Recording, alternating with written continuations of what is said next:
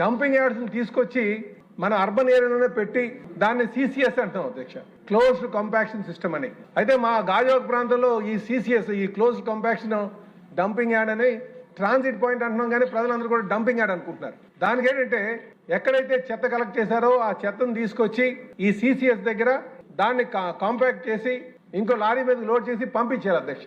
ఒకవేళ ఆ సిస్టమ్ కానీ బాగా డిమాండ్ ఉందనుకోండి సార్, ఎక్కువ లోడ్ వచ్చింది అనుకోండి, అన్ని కూడా అక్కడ డంప్ చేసేస్తున్నారు. అక్కడ డంప్ చేసిన వల్ల ఏమవుతుందంటే ఆ చుట్టుపక్కల ఉన్నటువంటి ప్రాంతంలో ఉన్న ప్రజలు చాలా ఇబ్బంది పడుతున్నారు అధ్యక్ష. ఎందుకంటే ఆ చెడు స్మెల్కి. కొంత దీన్ని ఎసెన్షియల్ సర్వీసెస్ కింద మనం తీసుకోవాలి.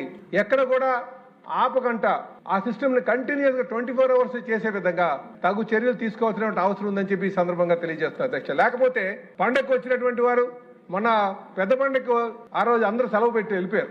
సో అక్కడే డంప్ చేస్తారు. డంప్ చేస్తే ఆ చుట్టుపక్కల ప్రాంతం చాలా ఇబ్బంది పడినటువంటి పరిస్థితి అధ్యక్ష. కనుక అర్బనైజేషన్ లో డంపింగ్ యార్డ్స్ నిర్మాణం చేసేటప్పుడు పూర్తి స్థాయి దాని మీద జాగ్రత్తలు తీసుకోవాల్సిన అవసరం ఉంది. పూర్తి స్థాయి దాన్ని కంపాక్షన్ అంటే ఆ సిస్టమ్ ఎక్కడ డిలే కాకుండా, చెత్త అక్కడ డంప్ చేయకుండా, ట్రాన్సిట్ పాయింట్ అనే అర్థాన్ని ఉండే విధంగా చేయాల్సిన నిర్వహించినటువంటి అవసరం ఉందని చెప్పి ఈ సందర్భంగా తెలియజేస్తున్నా అధ్యక్ష.